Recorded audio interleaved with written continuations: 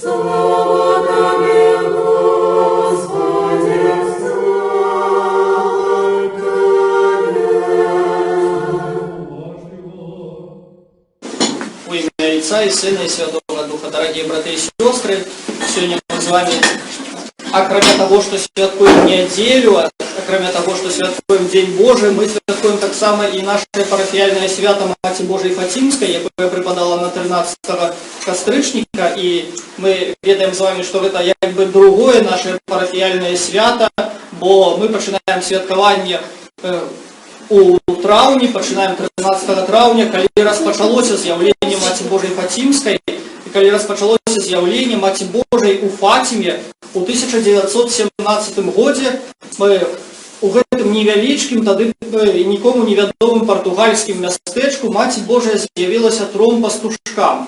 І яна з'яўлялася ім з мая па кастрычнік, з траўня па кастрычнік, на працягу 6 месяцаў, у 13 числа кожнага месяца, акрамя, здаецца, ліпеня, калі з-за таго, што на той час такія бязбожныя улады Партугаліі не захацелі, каб працягваліся, каб падаграваўся гэты інтарэс, цікавасць да з'яўлення Маці Божай, падагравалася вера, і яны проста гэтых дзяцей пасадзілі ў вязніцу, і яны там некалькі дзён прасядзелі вось у турме і не змаглі 13 числа прыйсці ў тое месца, дзе з'яўлялася Маці Божая, таму з'яўленне адбылося на некалькі дзён пазней. Але і 13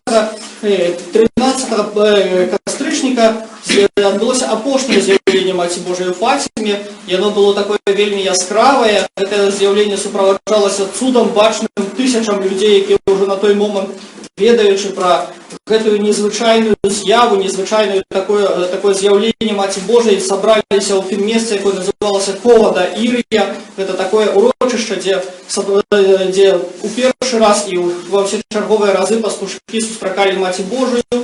І у гэты дзень адбыўся так званы цуд сонца. Сонца нібы там круцілася па небе, круцілася вакол сваёй асі. І гэта бачна было многім людзям, якія на той час сабраліся і ўсё гэта бачылі. Але сэнс з'яўлення Маці Божай у Фатиме не ў тым, каб мы пабачылі нейкі чарговы фокус, там штосьці лётае на небе, штосьці там так, штосьці сяк.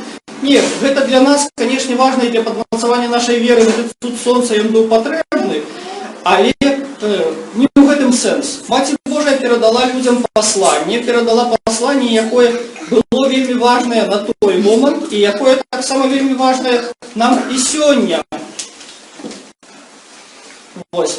І бо Маці Божая заклікала, у першую чаргу Маці Божая заклікала да малітвы на ружанцы і да малітвы за навяртанне грэшнікаў. Маці Божая заклікала да пакаяння. Маці Божая заклікала да жыцця паводле Евангелия.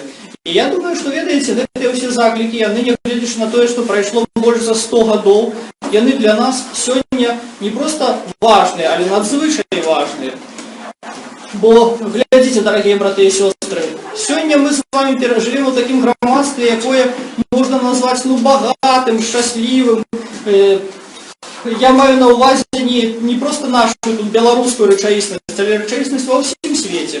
Глядзіце, амаль што, мы не ведаем, што такое голад, мы не ведаем, якія ўсе цяжкасці, якія пераносілі, можа быць, нават нашыя бацькі, яны нам ужо не знаёмыя. Мы живем у дастатку, мы живем у спакоі, мы живем у нейкім такім адносным, можа быць, але матэрыяльным дабрабыце. Мы можам пайсці ў краму і купіць кавалак хлеба.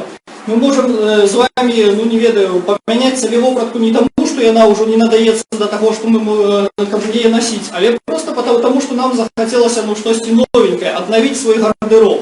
Мы можем это все зрабіць. І вось сённяшняя цывілізацыя жыве ў гэтым дастатку. Дзякуй Богу, гэта дзякуй працы шматлікіх пакаленняў мы выйшлі на такі, можа быць, узровень, калі сапраўды не адчуваем гэтай патрэбы. Але бачыце, пры гэтым таксама наше грамадства у сусветным маштабе таксама жыве часта ў граху, жыве ў несправядлівасці, жыве ў няправдзе, ў распусце, у ілжы, у падмане.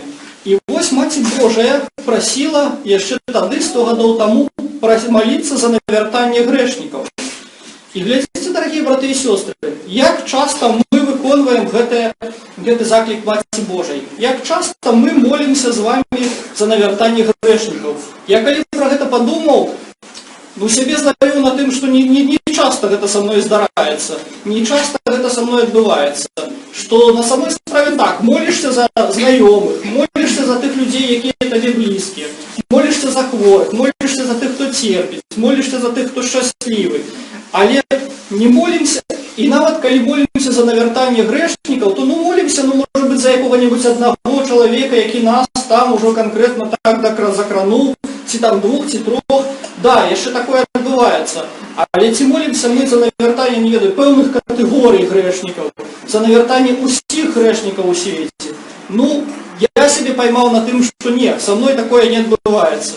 Што я, пра гэты заклік Маці Божай, трошкі ён зышоў з маёй нейкай духоўнасці, я пра яго забываюся. Хаця на самой справе на сённяшні свет, ён свет, які часта служыць граху, а не Богу, служыць граху, а не справядлівасці.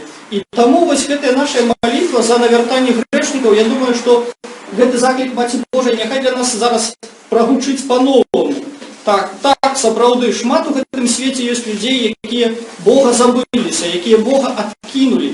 І так адбываецца з намі часта хрысціянамі, што мы жывем в нейкай паралельнай рэчаіснасці, што мы жывем у сваім хрысціянскім асяродку. Мы людзі веруючыя, у нас все добра, у нас адносіны з Богам мы неяк строім, а ці молімся мы за тых, хто не строіць адносіны з Богам, хто ўвогуле Бога адкінуў, каму Бог не патрэбны.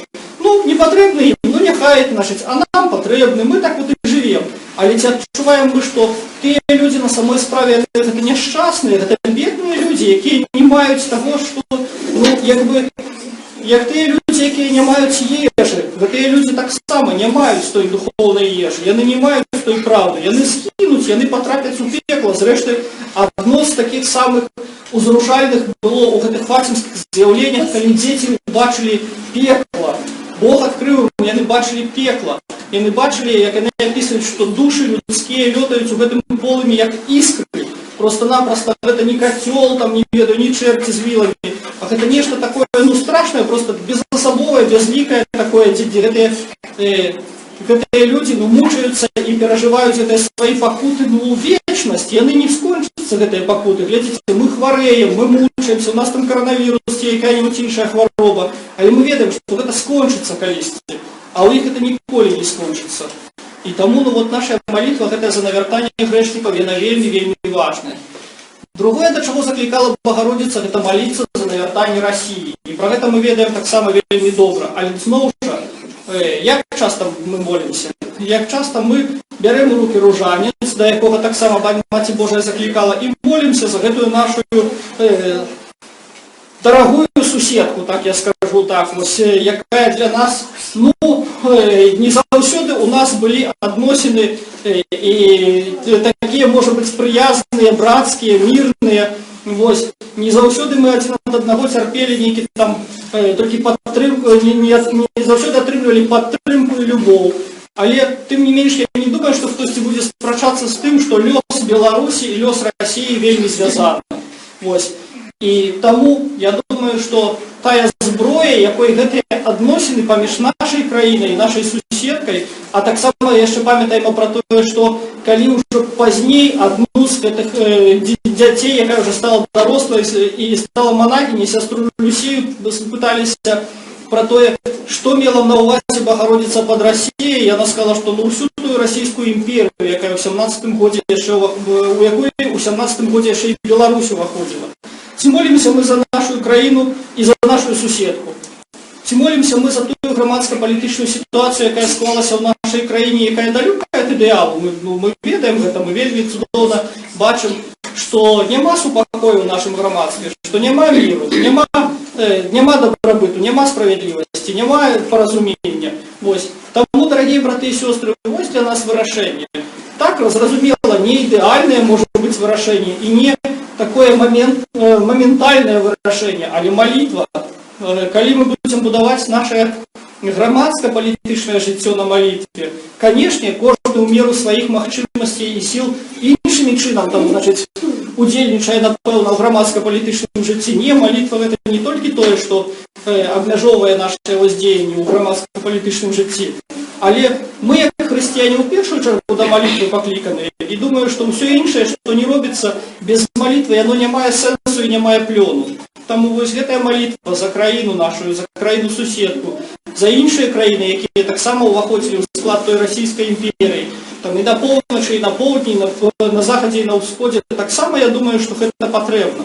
І да гэтага заклікае нас Богородица. І бачыце, яшчэ адно, пра што я хацеў сказаць, у гэтай таксама нашай складанай сітуацыі ў сённяшнім свеце, у сітуацыі пандэміі, калі коронавірус тут у нас лютуе, калі людзі хварэюць, калі людзі паміраюць ад гэтай хваробы. Таксама вось гэтыя фацімскія з'яўленні для нас з'яўляюцца як бы такім стымулам, і яны таксама дапамагаюць нам у гэтым. Памятаем, што яны адбываліся там за год, напэўна, да таго, як пачалася перадапошняя, там, напэўна, пандэмія ў свеце. Пандэмія так званай гішпанкі, грыпу, які таксама забраў мільёны жыццяў у свеце. І у тым ліку гэта былі жыцці двух фацімскіх пастушкоў, брата і сястры Жасінты і Францішка Марто. Забыўся прозвішча, прабачце. І гэтыя двое дзяцей былі прызнаныя папам Янам Павлом II благословеннымі. І я думаю, што асабліва Жасінта, яна пакутавала ад хваробы, бо Францішак неяк ён хутка вельмі адышоў, а Жасінта доўга яшчэ хварэла і доўга пакутавала.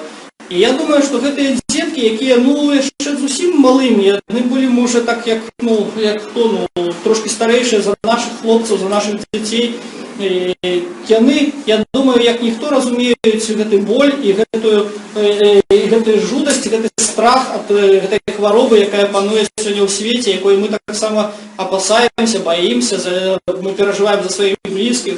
Таму я думаю, што яны таксама няхай будуць для нас такімі заступнікамі ў гэтых справах, звязаных з хваробаю і з гэтай пандэміяй, якая апаноўвае свет, якая чарговую хвалю ахінула нашу краіну.